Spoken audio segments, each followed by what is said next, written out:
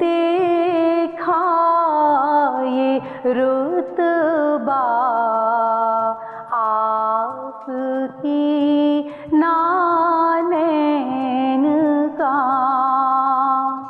या नबी देखा ये रुतबा आपकी नालैन का। अर्श ने चूमा है तलवा आपकी नालैन का,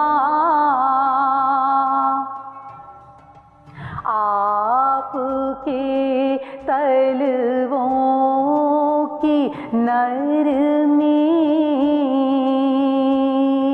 फर्श पर महसूस की। मैंने जब भी नक्श देखा आपकी नालैन का, आपकी खिदमत का मुझको काश मिल जाता शरफ, बांधता हाथों से तस्मा आपकी नालैन का। हश्र में जब लोग चूमे आपका दस्ते करम, सब से छुप कर लूं मैं बोसा आपकी नालैन का। या नबी देखा ये रुतबा आपकी नालैन का।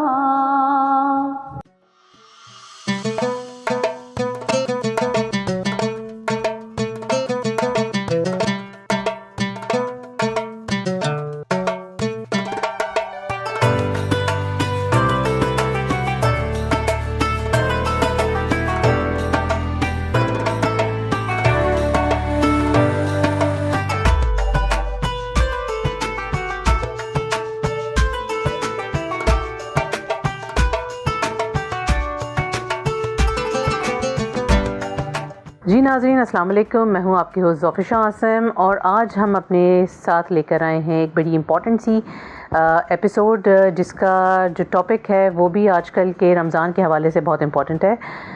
तो जब हम बात करते हैं रमज़ान की और अपनी ख़ुराक की, अपनी सेहत की हिफाजत की और अपने बाकी सब चीज़ों का ख्याल रखने की, उसमें हम अक्सर भूल जाते हैं और हमारे रह जाती है ये इस सोच में कि हमने अपने आप को तरोताज़ा रखने के लिए हमें एक्टिव होना भी बहुत ज़रूरी है। तो आज इस सिलसिले में हम बात करते हैं आगा सैयद ग़ुलाम नबी मूसवी साहब से, जो कि माहिर तिब्ब नबवी हैं।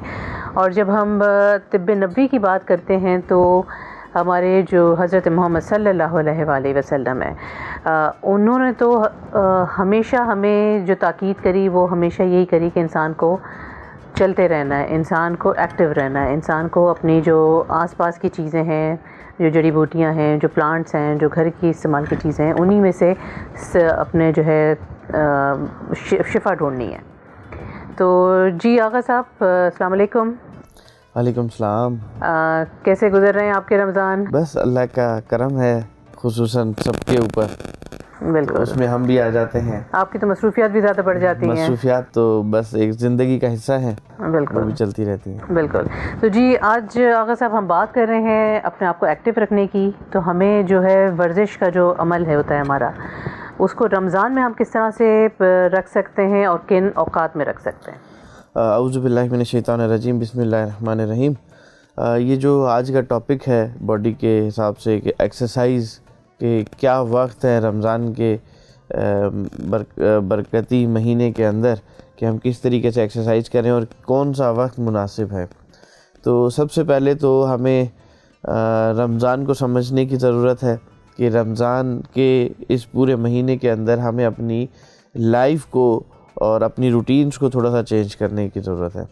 उस रूटीन्स के अंदर हमारी सारी चीज़ें आ जाती हैं, हमारी डाइट से लेके हमारे लाइफ स्टाइल तक, कि हमें सहरी किस वक्त करनी है, खाना किस वक्त खाना है, अफ्तार किस वक्त करना है, किस वक्त भूखा रहना है, और एक्सरसाइज इस सारे पीरियड के अंदर कौन सा ऐसा वक्त है जो ज़्यादा बेहतर है एक्सरसाइज करने के लिए। तो देखें, आम दिनों में तो हम एक्सरसाइज जो है किसी भी वक्त जाके कर लेते हैं, सुबह अर्ली मॉर्निंग भी हो गई या लेट नाइट हो गई, लेकिन माह मुबारक में एक्सरसाइज का एक मखसूस वक्त है, वो भी इंसान की बॉडी के हिसाब से, कि अगर एक इंसान बॉडी उसकी तंदुरुस्त है, एक्सरसाइज कर रहा है आम नॉर्मल डेज़ में भी, और रमज़ान के इस बरकत वाले महीने के अंदर वो अगर अपनी एक्सरसाइज को सहरी के बाद अगर शुरू करे तो उसकी बॉडी डिहाइड्रेट होना शुरू हो जाएगी। जी बिल्कुल ऐसे, क्योंकि एक्सरसाइज करता है, उसका पसीना निकलता है, थकन महसूस होती है, और इस सब की वजह से उसको प्यास की एक शिद्दत महसूस होना शुरू होगी, बिल्कुल, जो कि उसके आगे के रोज़े के लिए बेहतर नहीं है।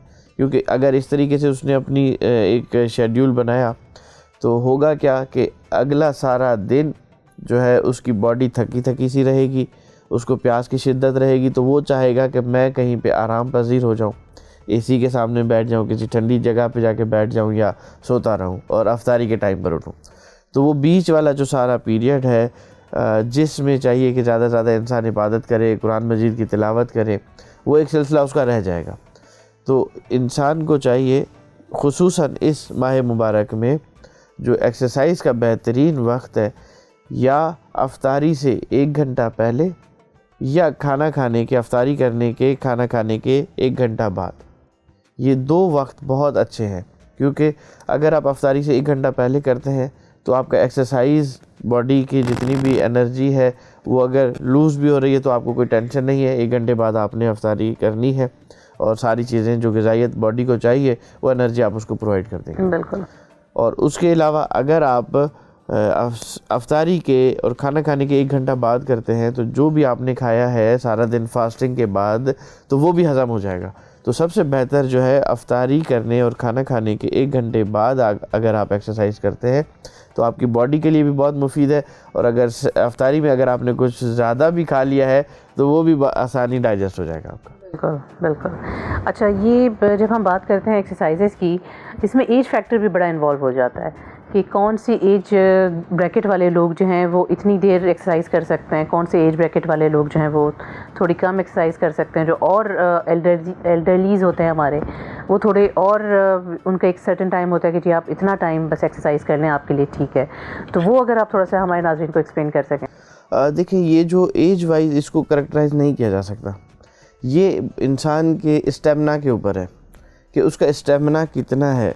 एक इंसान मैक्सिमम आधा घंटा एक्सरसाइज कर सकता है, और वही इंसान अगर 1 घंटे पे चला जाएगा तो वो नहीं कर पाएगा, उसकी बॉडी रिस्पॉन्स नहीं करेगी और वो मज़ीद उसको नुकसान होना शुरू हो जाएगा।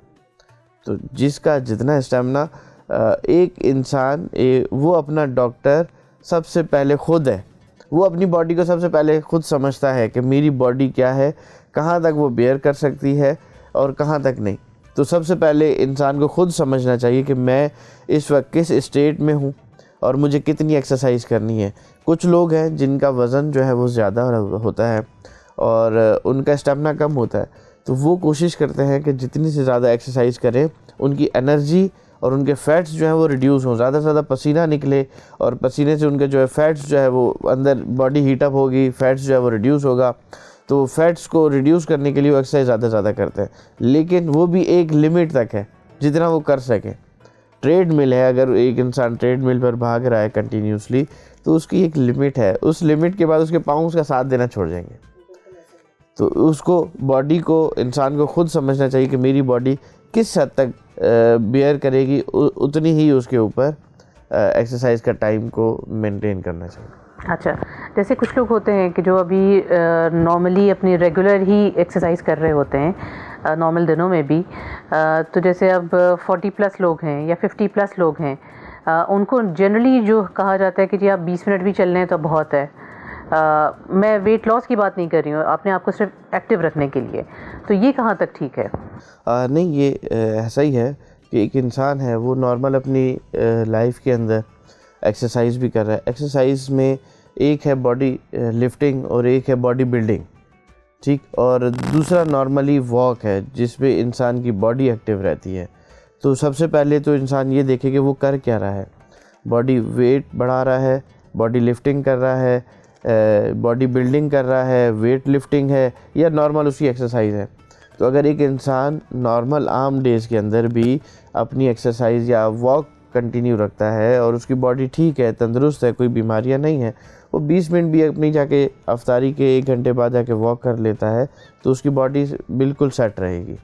और जो वेट लिफ्टिंग करते हैं या बॉडी बिल्डिंग करते हैं तो उनका फिर एक सिनेरियो ही अलग है। बॉडी बिल्डिंग वाले फिर वो कुछ प्रोटीन्स की डाइट्स उनकी बढ़ जाती है, उसका लेना होता है तो वो सहरी अफ्तारी में ले नहीं सकते, उसको फिर एक्सरसाइज जो है अफ्तारी के बाद करनी पड़ती है क्योंकि ड्यूरिंग एक्सरसाइज वो प्रोटीन्स भी साथ साथ ले रहे होते हैं।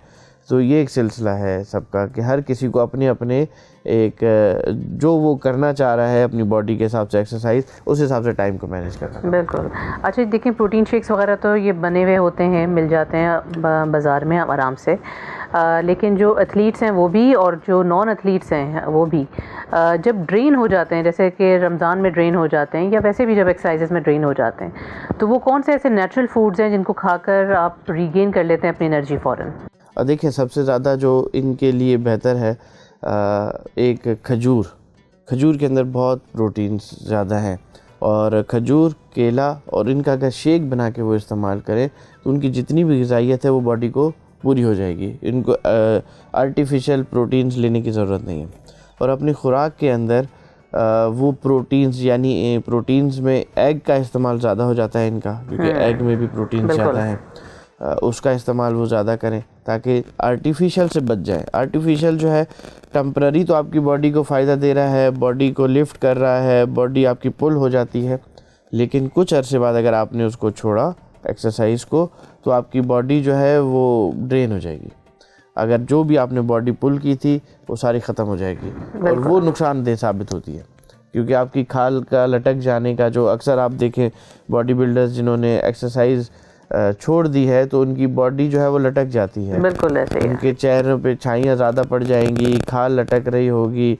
उसकी वजह ये कि उन्होंने एक्सरसाइज छोड़ी, उसको मेंटेन नहीं रखा, और वो जो आर्टिफिशियल प्रोटीन्स और जो अपने सप्लीमेंट्स लेते थे उन्होंने अब अपना काम छोड़ दिया। तो अगर वो नेचुरल डाइट पर रहते तो नेचुरल चीज़ बॉडी को जो है वो ड्रेन नहीं करती, उसकी बॉडी के अंदर वो ग़िज़ाइयत शामिल रहती है। और आम दिनों में भी अगर आप एक्सरसाइज नहीं भी कर रहे हैं और वो नॉर्मल चीज़ें जो आपकी नेचुरल हैं उनका इस्तेमाल कर रहे हैं तो आपकी बॉडी पे कोई इफ़ेक्ट नहीं पड़ेगा। अच्छा, चलें इसी सिलसिले को आगे बढ़ाते हैं। हम जो सबसे इम्पॉर्टेंट फैक्टर जो लोग हमारे यहाँ भूल जाते हैं, वो रमज़ान हो या रमज़ान के अलावा पूरे साल का जो टाइम होता है, उसमें जो सबसे ज़्यादा चीज़ जो लोग मिस आउट करते हैं कि जी अगर आप एक्सरसाइज कर रहे हैं, चाहे आप वेट लॉस कर रहे हैं, चाहे आप मास बिल्डिंग कर रहे हैं या आप एथलीट हैं, आपके लिए नींद का और ख़ास तौर से रात की नींद कितनी इम्पॉर्टेंट है, इसके बारे में आप ज़रूर हमारे नाज़रीन को बताइए। देखिए बॉडी का प्रॉपर ताल्लुक़ आपकी नींद से है। अगर आपकी नींद प्रॉपर है, आपके 10 मसले ठीक हैं, आप डिप्रेशन में नहीं हैं, आप एंजाइटी में नहीं हैं, आपकी बॉडी पे उसके अच्छे असरात पड़ रहे हैं, आपके हार्मोन्स बैलेंस हो रहे हैं। एक बॉडी बिल्डर के लिए, एक्सरसाइज करने वाले के लिए उसके हार्मोन्स का बैलेंस होना लाजमी है और वो नींद से होते हैं। अगर आपकी नींद प्रॉपर नहीं है, आप रात को भी देर देर तक जाग रहे हैं, फिर सहरी कर रहे हैं और बीच में गैप नहीं है, नींद आपकी प्रॉपर नहीं है, क्योंकि रात को जो हार्मोन्स हमारे नींद वाले हैं वो एक्टिव हो जाते हैं और जब वो अपने टाइम पे फिर डीएक्टिव हो जाएंगे। जब उनको वो बॉडी जो है स्टेट ऑफ रेस्ट में नहीं मिलेगी तो वो अपना काम नहीं कर पाएंगे। तो हमारी बॉडी को रेस्ट की ज़रूरत है और तभी वो हार्मोन्स रिलीज़ भी होगा और हमारी बॉडी को और दूसरे जो हमारे हार्मोन्स हैं उनको बैलेंस भी रखेगा। तो हमारी रात की नींद जो है वो ज़्यादा बेहतर है। हमें चाहिए रात को 10 बजे के बाद नॉर्मली इस माह मुबारक में शेड्यूल ऐसा बनाएं कि 10 बजे सो जाएं। 10 बजे से लेके ऑनवर्ड 4, साढ़े 4, 5 बजे आप उठ के सहरी करें, तो ये आपको 6-7 घंटे की नींद मिल जाएगी। और उसके बाद आप अपनी सारी जो रूटीन है, डेली रूटीन, सहरी के बाद आप ना सोएं, अपनी तिलावत करें, कुरान मजीद पढ़ते रहें, अपनी इबादत करें और उसके बाद जो अपना काम है उस काम पे चले जाएं। तो इस तरीके से आपकी हेल्थ भी अच्छी रहेगी और आपकी बॉडी और नींद की जो उसकी पूरा टाइम पीरियड है वो भी पूरा होगा और आपके हार्मोन्स भी बैलेंस रहेंगे। अच्छा, आपने जैसे बात करी हार्मोन्स की। अच्छा, हार्मोन्स हम सुनते तो काफ़ी ज़्यादा हैं, लेकिन हमारे बहुत से लोगों को मालूम नहीं है हार्मोन्स की अहमियत का, वो भी आप ज़रूर बताइए। देखिए, हार्मोन्स यूँ समझें कि हमारी बॉडी को स्टेबलाइज़ करते हैं। हम अगर ठीक हैं वो हार्मोन्स की वजह से जो जनरेट होते हैं। खुशी के हार्मोन्स अलग हैं, अगर हमारा मूड जो है वो सैड है तो उसके हार्मोन्स अलग जनरेट होते हैं। कहीं पे कोई चोट लग जाए तो अलग हार्मोन्स वहाँ फ़ौरन पैदा होंगे और वो ज़ख़म को भरना शुरू कर देंगे। तो इस तरीके से हमारी बॉडी में डिफरेंट हार्मोन्स खुद ब खुद जनरेट होते हैं और ख़ुद ब खुद किल हो जाते हैं। तो इसके लिए और कुछ हार्मोन्स ऐसे हैं जो हमारी बॉडी को बैलेंस कर रहे होते हैं। हमारे आजकल जो ये मोबाइल्स और ये जो सारे सिग्नल्स हैं, इलेक्ट्रॉनिक चीज़ें ज़्यादा हो गई हैं, उसका इफ़ेक्ट डायरेक्ट हमारी बॉडी पे जा रहा है। मोबाइल को हम अपने साथ रखते हैं और अब तो मोबाइल ऐसा जुज़ हो गया है कि हम उससे अब एक लम्हे के लिए दूर नहीं हो सकते। तो वो आप देखें, जब से मोबाइल ज़्यादा हुआ हमारी बॉडीज़ वीक होना शुरू हुई और बीमारियां बढ़ना शुरू हुई। उसकी सिर्फ़ और सिर्फ इल्लत यही कि जो हमारे रेडिएशंस हैं, हमारे सराउंडिंग्स में, हमारे सैटेलाइट्स हैं, हमारे जो है मोबाइल्स की जो वेव्स आ रही हैं और आपके सराउंडिंग्स में जो है ये बड़े बड़े टावर लगे हुए हैं। उसके अलावा जो आप मोबाइल यूज़ करते हैं तो बैठ कर या लेट कर आप इस्तेमाल करते हैं, पोस्चर आपका गलत होता है, आप हमेशा नीचे देख रहे हैं, सब कर रहे हैं। बिल्कुल। चलो नेक्स्ट हम अपना टॉपिक जो है पोस्चर ही रखेंगे इंशाल्लाह। तो उसके वजह से हमारी बॉडी के जो सिग्नल्स की वजह से हमारी बॉडी के हार्मोन्स बैलेंस आउट हो जाता है, जिसकी वजह से हम फ़ौरन थक जाते हैं। हमारी बॉडी लेज़ीनेस फील करना शुरू कर देती है, किसी काम में मज़ा नहीं आता, डिप्रेशन की तरफ इंसान चला जाता है। तो ये सब और सारी चीज़ें जो हैं ये हमारे सराउंडिंग्स में जो रेडिएशंस हैं उसकी वजह से। अगर आप थोड़ा अरसा या 2 घंटे मोबाइल्स को साइड पर रख के एक्सरसाइज करें, उसके बाद आप अपनी बॉडी की एनर्जी चेक करें, तो ये इतना नुकसान आता है हमारे मोबाइल से। तो इसलिए क्या कहा जाता है, रात को मोबाइल अपने सराहने रख के ना सोएं। मोबाइल रात को अपने आप से दूर रखें ताकि जो उसकी रेडिएशंस हैं, क्योंकि सिग्नल्स, मैसेज और ये कंटिन्यूसली मोबाइल ऑन है तो उसमें आ रहा होता है, तो आपकी बॉडी के हार्मोन्स मुसलसल जो है वो इस अपनी वर्किंग पोजीशन में होते हैं और वो डिसबैलेंस हो रहे होते हैं, उनकी अलाइनमेंट प्रॉपर नहीं रह रही होती। तो इसलिए हमारी बॉडी को चाहिए एक प्रॉपर हार्मोन, और वो हम कब दे सकते हैं, जब हम थोड़ा सा इन रेडिएशन से दूर रखें अपनी बॉडी को। तो कोशिश करें मोबाइल्स को जो है अपने आप से दूर रखें, स्पेशली रात को। और जो लोग अपने फ्रंट पॉकेट में बुज़ुर्ग अफराद अक्सर रखते हैं और वो फ्रंट पॉकेट लेफ़्ट साइड पे होता है और हमारे दिल की पोजीशन भी लेफ़्ट साइड पर है, तो वो नुकसानदेह बायस होता है। उसकी वजह से हार्ट अटैक होने के चांसेस ज़्यादा हो जाते हैं, क्योंकि आपके डायरेक्ट इम्पैक्ट आपके उस रेडिएशंस का आपकी बॉडी में, और वहाँ पे जो नियर बाय ऑर्गन है वो आपका हार्ट है, और वहाँ से फिर उसको नुकसान होता है। और वो बाज़ औक़ात जो बड़े बुज़ुर्गों में हार्ट अटैक की जो पोजीशन आती है, वो उसकी एक रीज़न बिहाइंड उस अटैक के ये भी है, मोबाइल भी है। ओके।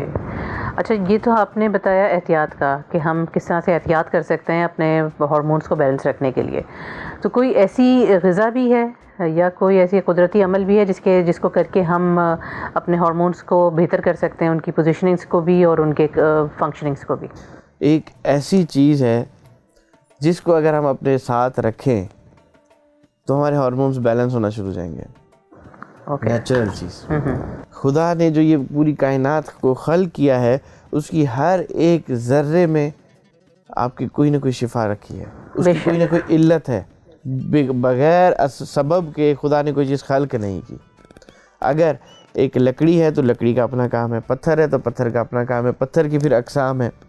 जो एक पत्थर लावा से बन रहा है उसका अलग है, एक पत्थर जो ज़मीन के नीचे बन रहा है उसका अलग काम है, एक पत्थर जो ज़मीन के ऊपर बन रहा है उसका अलग काम है, पानी का अलग काम है, हवा का अलग काम है। खुदा ने जो ये पूरा निज़ाम बनाया है उसकी हर चीज़ के पीछे कोई ना कोई एक सबब और एक इल्लत मौजूद है। बिल्कुल ऐसे ही। तो उसी हिसाब से अगर हम एक ऐसा मिनरल है, एक ऐसा पत्थर है, अगर उसको हम अपने पास रखना शुरू करें तो जितनी भी ये सैटेलाइटिक एनर्जी है जो हमारी बॉडी पे इफ़ेक्ट कर रही है वो अपनी तरफ कैच कर लेगा। कौन सा है वो पत्थर? उसको कहते हैं मैग्नेट।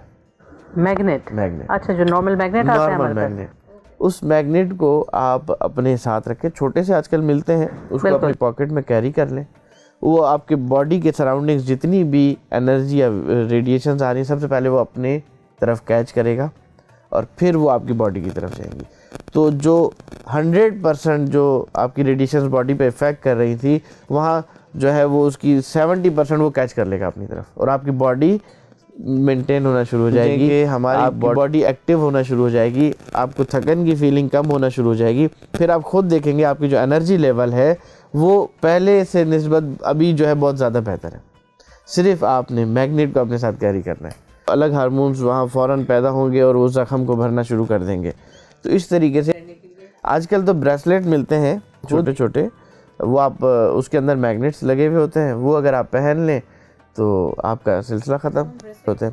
हमारे आजकल जो ये वेट लॉस एक अलग सिलसिला है, लोगों ने बहुत सारी बातें की हुई हैं उन हवाले से, लेकिन ये जो मैग्नेट का जो स्पेसिफिक काम है वो यही है कि आपकी बॉडी के हार्मोन्स को बैलेंस करता है, उसके जो नेगेटिव इम्पैक्ट है रेडिएशंस के उसको दूर रखता है। वो आप देखें जब से मोबाइल ज़्यादा हुआ हमारी बॉडीज़ वीक होना शुरू हुई और बीमारियां बढ़ना शुरू हुई। उसकी सिर्फ़ और सिर्फ इल्लत यही कि जो हमारे रेडिएशंस हैं, हमारे सराउंडिंग्स में, हमारे सैटेलाइट्स हैं, हमारे जो है मोबाइल्स की जो वेव्स आ रही हैं और आपके सराउंडिंग्स में जो है ये बड़े बड़े टावर लगे हुए हैं। उसके अलावा जो आप मोबाइल यूज़ करते हैं तो बैठ कर या लेट कर आप इस्तेमाल करते हैं, लेट के इस्तेमाल कर रहे हैं, पोस्चर आपका गलत होता है, आप हमेशा नीचे देख रहे हैं, सब कर रहे हैं। बिल्कुल। चलो नेक्स्ट हम अपना टॉपिक जो है पोस्चर इंशाल्लाह देखेंगे।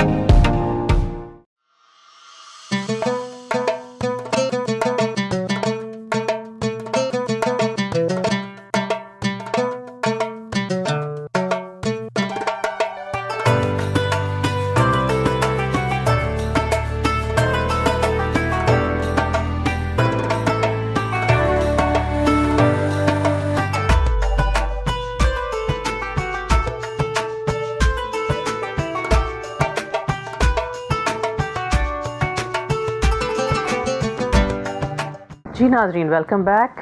अब हमारा सेगमेंट है मेहमान रमज़ान का, और जो मेहमान हमारे साथ हैं वो हैं आज एक खातून जो कि अगेन जो मल्टीटास्कर्स होती हैं ख़वातीन, जैसे कि हम कहते हैं कि हर खातून जो है वो अपने साथ में मल्टीटास्कर हैं, और ये भी मल्टीटास्कर होने के साथ साथ बहुत थोड़े प्रोफेशनल भी हैं। आइए मिलते हैं सोलमाज़ रेगी से। सोलमाज़, व्हाट अ ब्यूटीफुल नेम। सबसे पहले तो रमज़ान मुबारक आपको भी। और उसके बाद हम ज़रूर जानना चाहेंगे कि आपका नाम जो है सोलमाज़, इसका मतलब क्या है? बिस्मिल्लाहिर्रहमानिर्रहीम। रमज़ान के हवाले से thank you so much for calling me over here. और ये क्वेश्चन बहुत ज़्यादा होता है मुझसे बचपन से लेके आज तक। बेसिकली सोलमाज़ का जो वर्डली मीनिंग अगर मैं बताऊँ, इट मीन्स एवरग्रीन। और इसकी जो हिस्ट्री है वो एक तुर्को पर्शियन वर्ड है जो कि टर्किश डिक्शनरी से आता है, तो एवरग्रीन, ओके, सदाबहार जिसको कहते हैं। Nice nice nice. तो सोलमाज़ का हम थोड़ा सा आप लोगों को इंट्रोडक्शन दे दें। ये सोशल एंटरप्रेन्योर हैं, प्रोफेशनल आर्किटेक्ट हैं, इंटीरियर डिज़ाइनर हैं, सीईओ हैं रूरल्स इनकॉर्पोरेटेड के, और फाउंडर आइडेंटिटी पाकिस्तान हैं, मेंबर FPCCI हैं, वुमेंस एजुकेशन एंड ट्रेनिंग की, और राइटर भी हैं A+I magazine which is architect and interior. So many feathers in your head माशाल्लाह। तो हम एक एक करके इस पर बात करते हैं। इंटीरियर डिज़ाइनर आपका प्रोफेशन है, और सोशल एंटरप्रेन्योरशिप में आप आइडेंटिटी पाकिस्तान की फाउंडर हैं। सो प्लीज़ अपने ज़रा आइडेंटिटी पाकिस्तान के बारे में आप ज़रूर बताइए। देखिए, आइडेंटिटी पाकिस्तान जो है, मैं कहूँगी कि एक सोच है, स्टार्ट हुई एक थॉट प्रोसेस से। वो जो बचपन से हमारे दिमाग में होता है ना, क्यों क्यों क्यों, आखिर में हमने सोचा कि हम खुद ही कुछ कर लेते हैं इन सब क्यों के बारे में। तो it's basically a thought process of, जैसे कि नाम बता रहा है आइडेंटिटी पाकिस्तान। हमें ये लग रहा था, या मुझे पर्सनली और जो हमारे साथ करीब क्लोज नेट डिस्कशन के लोग हैं, उनको हमेशा से ये लगता था कि जो Pakistani as a nation, as a कौम में जो पाकिस्तानियत होती है ना, वो हमें बहुत ज़्यादा लैक करती है। हम अपने छोटे छोटे ग्रुप्स में रहना पसंद करते हैं। मतलब अगर हम किसी क्लब से रिलेट करते हैं तो बस हम उसी के अंदर अंदर खेलते हैं, हम बाहर नहीं जाते, हम पब्लिक को नहीं जाते, हम ओन नहीं करते पाकिस्तान को एज अ होल। अगर हम बलोच हैं तो हम बलोच ही हैं, अगर हम उर्दू स्पीकिंग हैं, अगर हम मेमन हैं तो हम मेमन ही हैं। हम उस क्लब से बाहर नहीं जाना चाहते। ये हम सबके साथ है, मतलब अक्रॉस द बॉर्डर सारे प्रोविंसेस में ये इशू है। बिल्कुल बिल्कुल। सो इसको मद्देनज़र रखते हुए ये प्रोफेशनलिटी में भी आपके रिफ्लेक्ट करता है। अगर मैं सिर्फ इंटीरियर और आर्किटेक्ट्स की ही बात करूँ, उनमें भी अफसोस के साथ ही कहूँगी कि मतलब everyone has their own community. ये सारे प्रोफेशंस में अपनी उनकी कम्युनिटी बनी हुई है, उससे वो ना वो एक्सपैंड करते हैं, ना वो कम्युनिकेट करते हैं एक दूसरे के साथ। वो आपस में उनके क्लब्स की तरह ये रीज़न है कि लेगेसी नहीं छोड़ के जाते, लेगेसी नहीं छोड़ते।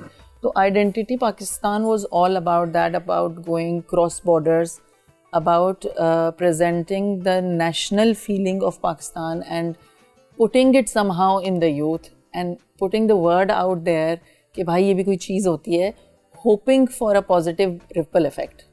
मतलब ठीक है, आज शायद हम नहीं कर सक रहे हैं, लेकिन हम अपना छोटा सा पार्ट कर लें, शायद वो रिपल इफेक्ट करके कहीं उसकी वेव्स आगे चली जाए। नहीं, बात तो ये है कि आपकी एक फाउंडेशन आपने बनाई जो इस बेसिस पर है कि आपने इस चीज़ को एक्सटेंड करना है, तो डेफिनेटली वो एक्सटेंड करेगी, एक्सपेंड करेगी इंशाल्लाह। सो इस सिलसिले में जब आइडेंटिटी पाकिस्तान की हम बात करते हैं, तो इस सिलसिले में आपकी क्या ग्राउंड वर्क है इसमें देखिए, शुरू क्योंकि मेरा बेसिक इंटीरियर डिज़ाइन में मैंने काम शुरू किया था, which happened after marriage and all that. तो यही ज़ाहिर है, लिमिटेड, आप एक बंदे हो या थोड़े से बंदे हो तो बहुत आपकी लिमिटेड एक सर्कल होता है। जब सोच में, कहने में, कहानियाँ बनाने में और काम करने में फ़र्क होता है। When you come to ground zero and then you see कि यार मैं तो अकेले खड़ा हूँ, तो करना क्या है। तो हमने स्टार्ट किया अपने सर्कमफ्रेंस से। हमारे पास, हमने ये देखा कि हमारे पास क्या चीज़ है, वेयर कैन वी स्टार्ट। अच्छा, एक मेरा क्योंकि इंटीरियर जैसे नॉट अर्बन एरिया, रूरल्स, हमारी जो कंपनी अपनी हुई है उसका नाम भी इसीलिए रूरल्स है क्योंकि मेरा थोड़ा ताल्लुक रूरल्स से ज़्यादा रह चुका है। तो बचपन में हमेशा मेरे हैंडी क्राफ्टर्स के लोगों से रहता था इन टच ना। तो मुझे बड़ा अफसोस होता था ये देख के कि काम जो करते हैं, वो इतना हैंडी क्राफ्ट बनाते हैं, उनको तो वो डेली वेजेस मिल रहा होता है, लेकिन हैंडी क्राफ्ट की एक्चुअल इंटरनेशनल मार्केट में क्या वैल्यू है। तो ये चीज़ हमेशा से, मैं कहूँगी पिछले शायद 30-15-20 साल से मेरे दिमाग में हमेशा थी, at the back of the mind. फिर जब मैं इंटीरियर डिज़ाइन में आई तो वो एक लिंक पे लिंक बनता जाता है आपका ना। तो then you think okay, what am I gonna do about it. तो हमने ये किया कि being in the interior designing field, because हमें भी ज़रूरत होती थी प्रोडक्ट्स की, तो हमने जो प्रोडक्ट मेकर्स थे, जो बिल्कुल grass root level product makers, जिनको मैं अंडर प्रिविलेज कहें आप, या ऐसे लोग कहें जिनकी इवन फेसबुक तक रसाई नहीं है, they don't know how to manage a smartphone, या वो पढ़े लिखे ही नहीं है, वो पढ़ ही नहीं सकते हैं, तो उनको हमने हैंड पिक किया from across Pakistan. Again I made sure कि ये नहीं हो कि हम सिर्फ कराची वालों को हैंड पिक करें, तो उसमें पिंडी, लाहौर, मुल्तान, बलूचिस्तान, इंटीरियर सिंध, सब लोग हैं। तो हमने एक सबसे स्टार्टिंग में हमने कहा कहाँ से स्टार्ट करें, हमने कहा कुछ नहीं करते, हम इन सब की वीडियो सीरीज़ बना दें। ठीक है, उस वक्त तक हमें लिटरली नहीं पता था हम क्या करें, एक सोच थी, उसको हम कुछ करने जा रहे थे, तो हमने उनको वीडियो सीरीज़ बनाई। So we have 12 episodes on our pages, और हुनरमंद सीरीज़ के नाम से ये लॉन्च हुई। और उसमें जो हमारे ऐसे क्राफ्ट्स हैं जो जिनकी हमें नो हाउ भी थी थोड़ी बहुत, और मतलब ये क्राफ्ट ऑफ पाकिस्तान है, जो कि अगेन आइडेंटिटी ऑफ पाकिस्तान है। Yes, definitely. उनको हमने उजागर किया, उनके हमने शॉर्ट वीडियोस बनाए, उसको प्रमोट करने की कोशिश करी। That was the first step. अभी तक हमें नहीं पता था हम इनके साथ क्या करेंगे। अच्छा, फिर वो ये एक प्रोजेक्ट है हमारा, वो थोड़े सालों में पॉलिश होता गया, हमारी लिंक बनती गई उन क्राफ्टर्स के साथ। Then we started exhibiting. अब ज़ाहिर है वो क्राफ्टर्स तो अंडर प्रिविलेज हैं, तो हमने आइडेंटिटी पाकिस्तान के प्लेटफॉर्म पे स्टॉल लेने शुरू किए और उन क्राफ्टर्स को बुला के फ्री ऑफ कॉस्ट स्पेस दिए। शायद बड़े एनजीओज ये काम करते हैं, लेकिन हम अपने स्मॉलर स्केल पे कर रहे थे, बिकॉज हर किस इतने करोड़ की हमारी आबादी है, everybody can not reach everywhere. So हम अगर अपने सर्कल्स में अच्छा काम करना शुरू कर दें, it will help a lot of people. So जिन लोगों के हम अगेन इन टच हैं, जिनकी हमने वीडियोस बनाई, या उनके एसोसिएट जो उस एरा में जिनसे हमारी जान पहचान हुई, तो उनको हम फ्री ऑफ कॉस्ट प्लेटफॉर्म देते हैं। दे काम, बिकॉज अगेन जो भी आप काम कर लें, जितने भी कॉन्फ्रेंसेस कर लें, बात आती है सेलिंग पॉइंट पे। एग्जैक्टली, सेल क्या हो रहा है, पैसे कितने बन रहे हैं, उसको मिल के आ रहा है गरीब को। हम कितने कॉन्फ्रेंसेस करा लें, हम इंटरनेशनल यूएन की कितने बेसिस पे चले जाएं, सिर्फ कॉन्फ्रेंस करके आने से बात नहीं बनती है। पैसा कितना मिल रहा है उस गरीब को, यहाँ पर उसकी रोजी रोटी कितनी चल रही है, उसका चूल्हा जल रहा है या नहीं जल रहा है, बात यहाँ ख़त्म होती है। तो अगेन वो एक प्रोसेस बना। अभी भी we are slow, we are काफ़ी स्लो, बिकॉज देखें we are not a full fledge foundation, we are a social enterprise. ठीक है, तो हम ज़ाहिर है खुद कमाते हैं और ख़ुद लगाते हैं और ख़ुद खाते हैं, तो उसमें स्लो है प्रोसेस थोड़ा सा, बट एक स्टार्ट है। So it's a positive start. तो हमने वीडियोस बनाए, फिर हमारी लिंक्स बने, फिर हमने एग्जीबिशन स्टार्ट करी। अब हमारी नो हाउ बिल्कुल उन फील्ड्स में पक्की हो गई है। अब हम इंशाल्लाह उसको लेके और मज़ीद आगे जा रहे हैं। विजन तो ये है कि अगेन इंटरनेशनल स्केल पे लेके जाएं पाकिस्तान को, और इंशाल्लाह ज़ाहिर है रस्ते चलते चले जाएंगे तो बनते चले जाएंगे। ज़रूर इंशाल्लाह। बात वही है कि मैं अकेला चला था और कारवां बनता गया, तो इंशाल्लाह ऐसा ही होगा। अच्छा, आपके इंटीरियर डिज़ाइनर पे आते हैं। आपने इंटीरियर डिज़ाइनर में आपका सारा करियर भी है और आपका फोकस भी होता है, सो ये कहाँ से आपने स्टार्ट लिया? अगेन ये भी थोड़ी सी ट्विस्टेड कहानी है, बिकॉज मैंने ग्रेजुएट कंप्यूटर साइंस में किया, और वो जो एक ज़माना था BCS हाँ, वो कराची में होता है ना, जो एक नया ट्रेंड चल रहा होता है, CA कर लो BCS कर लो, तो हम भी उसी जनरेशन के मारे हुए हैं। तो शुक्र करें आप उस जनरेशन की मारी हुई नहीं है जिसमें कहा जाता है सिर्फ डॉक्टर बनना है। खैर ये है, ये तो खैर I think the credit goes to my parents, वो नहीं थे इस किस्म मेंटालिटी के ना। खैर हमने BCS कर लिया, BCS कर लो, कंप्यूटर साइंस कर लो, BCS कर लिया, and I was in the BCS field in computer field for a long time and in good positions in good companies, और मैं इसर पाकिस्तान में थी, and it was really a good experience। और आपके obviously information technology knowledge वो सब बढ़ती है, लेकिन फिर वो शादी हो गई, करियर ब्रेक आ गया। वो मतलब पहले एक फुल फ्लेज आप ऑफिस गोइंग होते हो, फिर आपने जॉब छोड़ देनी होती है, तो फिर बैठ के सोचना होता है अब करना क्या है लाइफ में। अच्छा, बचपन से मुझे मतलब अगर ये कहना कि आपने बचपन में क्या बनना था, तो बचपन में मुझे आर्किटेक्ट बनना था, या तो पायलट बनना था। तो पायलट तो बन नहीं सके, फिर सेकंड ऑप्शन था आर्किटेक्ट बने। तो शादी के बाद जब टाइम मिला तो सोचा कि बनना क्या है, करना क्या है, तो फिर मैंने जाके इंडस वैली से कोर्स किए इंटीरियर डिज़ाइन के। तो फिर वो हमारे सर थे, अभी भी हैं, नीडिंग पढ़ाते हैं, तो वो हंसते भी हैं। फर्स्ट क्लास में होता है ना इंट्रोडक्शन में, अच्छा आपने ये कोर्स करके करना क्या है, तो मैंने कहा कंपनी खोलनी है। तो लिटरली यकीन करें सारी क्लास हंसने लग गई। दे वर लाइक हाँ कंपनी खोलनी कोर्स करके, ठीक है। It was funny for people because people don't think that way. वो आधी क्लास हमारी वो थी जो कि फर्नीचर की शॉप्स वाले थे, जिन्होंने कोर्स करके अपना फील्ड में ज़ाहिर है उसको अप्लाई करना था, और आधी क्लास वो थी जो लेडीज़ थी जिन्होंने अपना घर सजाना था। तो you know coming from that hobby, हाँ as hobby. So from that तो मैंने जब ये कहा तो उनको सबको बड़ा अजीब लगा। अच्छा, मैं इसलिए ज़्यादा भी कॉन्फिडेंट थी क्योंकि मुझे थोड़ा सा बैकग्राउंड था प्लानिंग एंड डिज़ाइनिंग का। मेरे फादर बाय एजुकेशन आर्किटेक्ट थे, तो वो घर में सब चीज़ें मैगजीन्स देखना, फ्लोर मैप पढ़ना, मतलब मेरे लिए बहुत इजी था ये। मैं जब इनफैक्ट एसर पाकिस्तान में थी तो हमने एक एग्जीबिशन किया था जिसमें वो एक्सपो, जो फर्स्ट एक्सपो हुआ था, तो उसमें एसर का बहुत बड़ा स्टॉल बना था, लाइक मल्टी स्टोरी, जिसमें मुशर्रफ ने बाकायदा अनाउंस किया था कि you public should not miss the Acer stall, क्योंकि वो आर्किटेक्ट डिज़ाइन था पूरा ना। तो उसमें मैंने कंट्री मैनेजर से काफ़ी क्लोज काम किया था, तो वो कहते थे यार तुम ये सब समझ में कैसे आ रहा है, ये तो मैंने कहा हाँ, तो ये तो हमारे घर में पढ़ा रहता था मैप ना। Right. तो वो you had a natural ability for reading maps and you know all of things, तो मेरे लिए ईजी था वो बहुत ना। तो उस हिसाब से फिर हमारी जो मिनरल रिलेटेड थोड़ा सा बैकग्राउंड है, तो मुझे पता था कि ऑनिक्स क्या होता है, पत्थर क्या होता है, मार्बल क्या होता है, ये बातें भी नेचुरल बिल्ट इन बॉर्न थी ना, तो ये सब मुझे पता थी बातें। तो उसके बाद खैर ये हुआ कि हमने एक एंटरप्रेन्योर सी कंपनी बनाई, फिर वो बढ़ता चला गया, और ये कि अब माशाल्लाह से हम प्रोजेक्ट्स कर रहे हैं, हर किस्म के आर्किटेक्चर के भी कर रहे हैं, इंटीरियर्स के भी कर रहे हैं, थोड़ा बहुत कंस्ट्रक्शन भी हो जाता है इसमें। Nice nice. अच्छा, माशाल्लाह से आप राइटर भी हैं, A+I magazine which is again your field, architecture and interiors. So इसमें कहाँ से आपने शुरू करा, प्लस इसका राइटिंग का एक अलग ही एस्पेक्ट होता है। आप बेशक कितने अच्छे थोड़ा प्रोफेशनल हों, लेकिन आपको एक राइटिंग के लिए आपको एक सर्टन एबिलिटी चाहिए होती है। So that was also inbuilt in you. हम कह सकते हैं बचपन से, मतलब इस में मेरा इंटरेस्ट शायद रहा है, मतलब यू नो हर वक्त वो ऐसे कॉम्पिटिशन्स, ये वो कहीं लिखना है, कॉलम्स लिखने हैं, लिख के भेज दिए, तो हमेशा ऑन एंड ऑफ प्रिंट होता रहा है। तो इंटीरियर आर्किटेक्ट A+I जो मैगज़ीन है पाकिस्तान का, it's one of the very few print magazines जो कि अब रह गया है। तो उनका बेसिकली आर्किटेक्चर का मेन फोकस था और इंटीरियर्स का।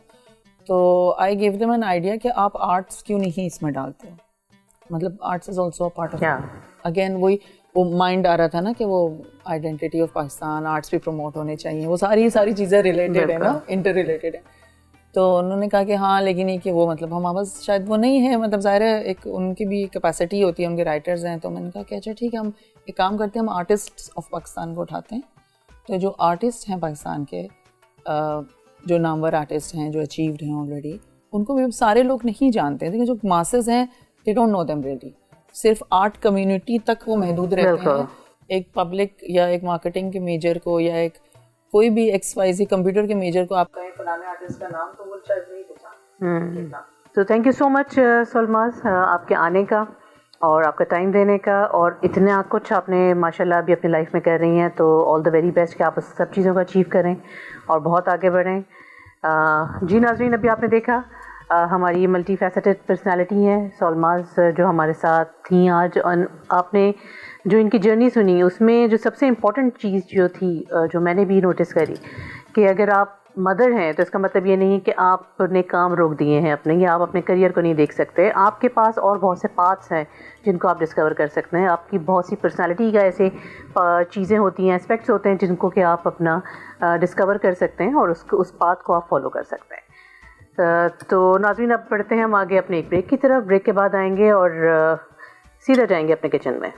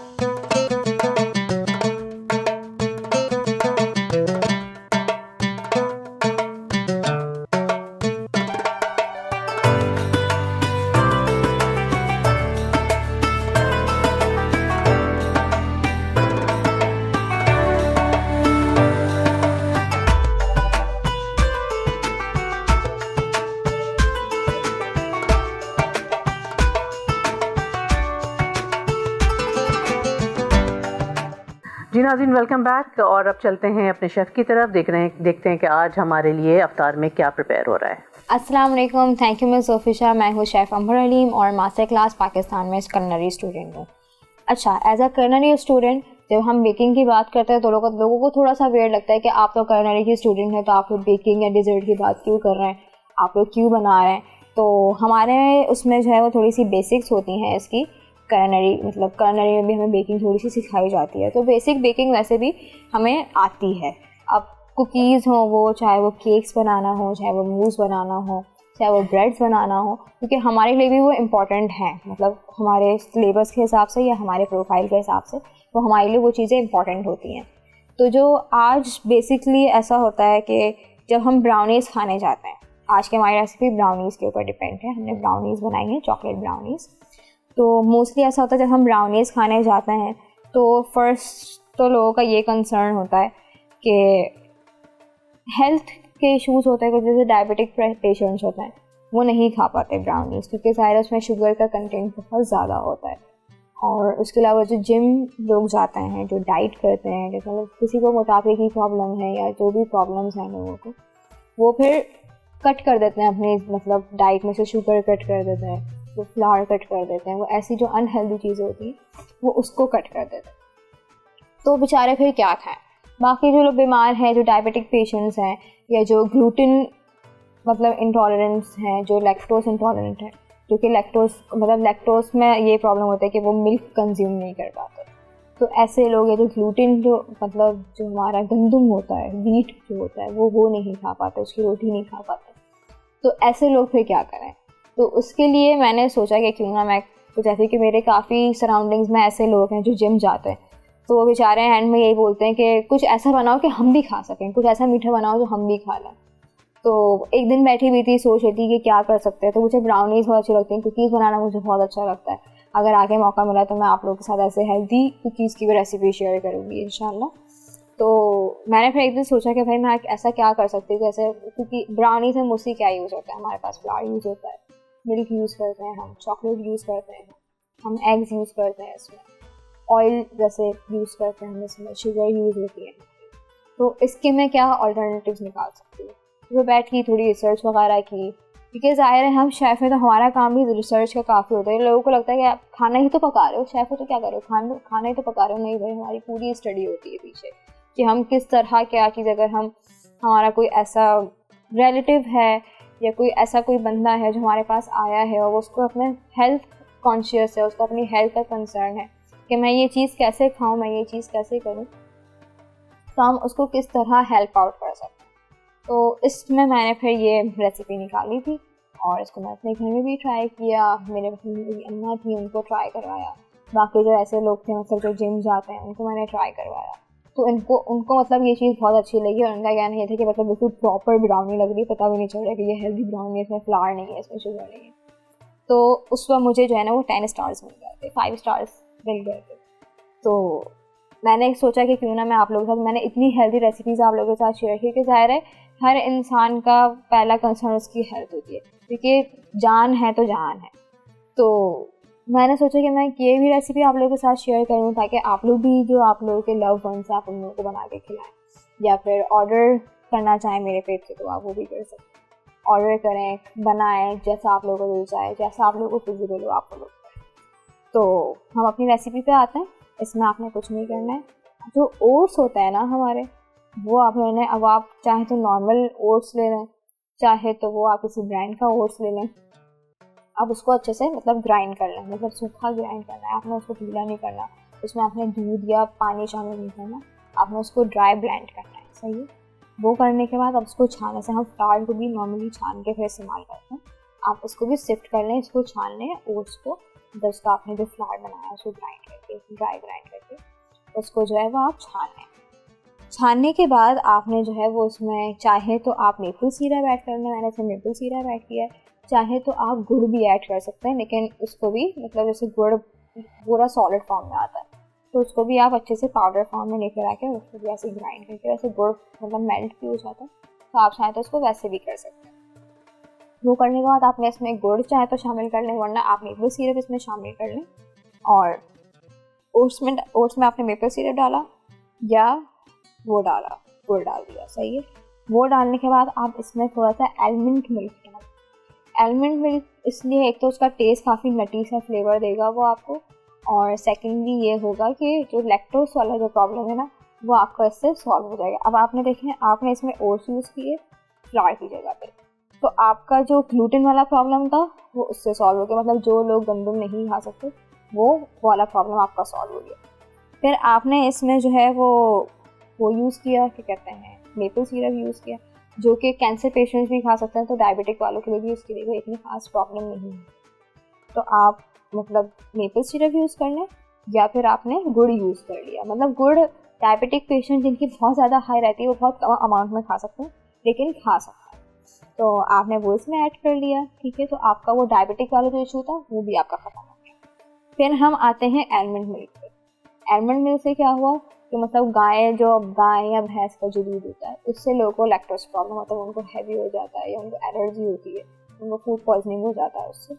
तो आपका एक वो वाला प्रॉब्लम भी सॉल्व होगी, क्योंकि एलमंड मिल्क जो है वो एलमंड जो हमारा होता है वो उससे निकलता है, उसको ग्राइंड करके और फिर उसको अच्छे से जो है वो स्क्वीज़ कर लेते हैं, जो उसमें से जो उसका वाटर जो होता है वो एलमंड मिल्क कराता है।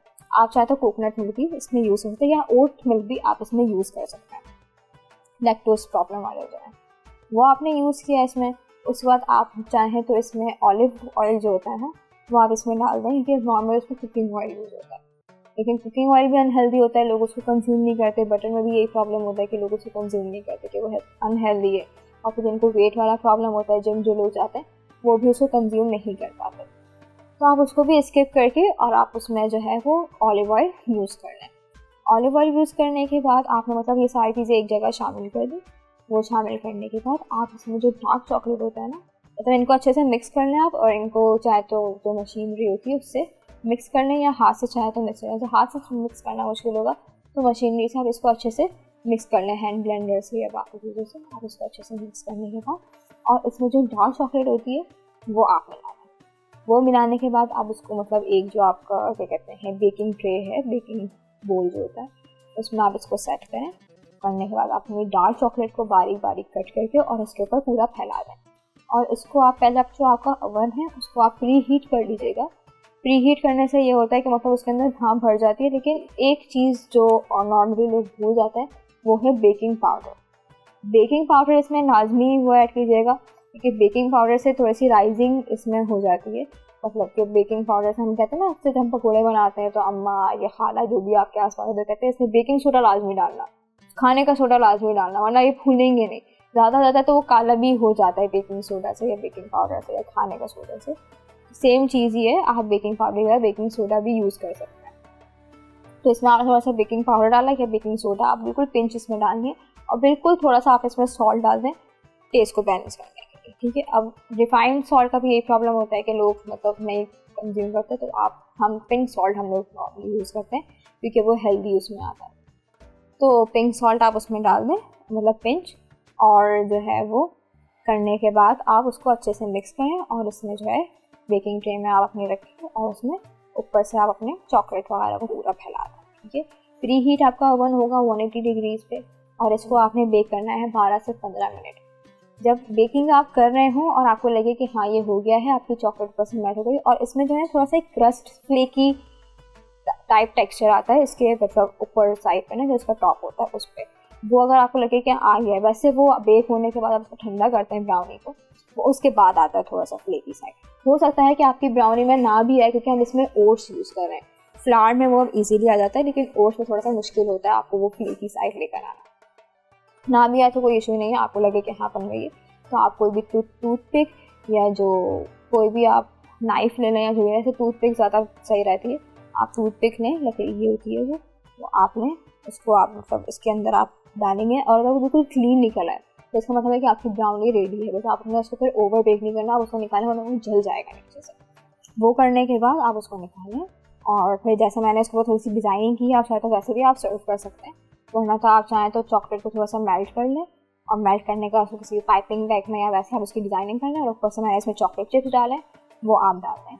अच्छा, हमने आज तक अभी तक जितने भी एपिसोड्स में हम प्रोडक्ट यूज़ कर रहे हैं, जितने भी इंग्रेडिएंट्स हम यूज़ कर रहे हैं, वो हमें नाइस मार्च ने स्पॉन्सर की और हमारा एक्सपीरियंस अल्हम्दुलिल्लाह बहुत ज़्यादा अच्छा रहा। इनके साथ उनकी सर्विसेज बहुत अच्छी थी, इनके प्रोडक्ट बहुत अच्छे थे, और जब हमने विज़िट किया था इनका मार्ट तो हमारा एक्सपीरियंस बहुत अच्छा रहा था। इनका स्टाफ बहुत कोऑपरेटिव था, और मतलब हमें जो चीज़ें कंफ्यूज, हम लोग अक्सर मार्ट में जाते थे, हम समझ में आता कि हमारी चीज़ किस सेक्शन में मिलेगी, तो इनका स्टाफ बहुत एक्टिव था, मतलब वो हमें प्रॉपर्ली गाइड कर रहे थे चीज़ों को।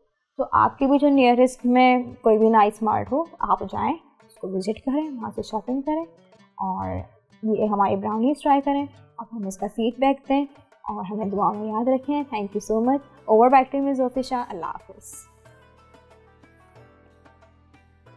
जी नाज़रीन, देखा आपने आज कितनी मज़े की रेसिपी बनी है। और अब हम चलते हैं अपने अफ्तार की तरफ। अफ्तार का टाइम हो रहा है, आप भी अफ्तार कीजिए, हम भी अफ्तार करते हैं, और कल मिलेंगे एक नई एपिसोड के साथ। हमारे साथ जुड़े रहने का बहुत बहुत शुक्रिया। दुआओं में ज़रूर याद रखिएगा, रमज़ान का महीना है, आपकी दुआओं की बहुत ज़रूरत है। Stay tuned. अल्लाह हाफ़िज़।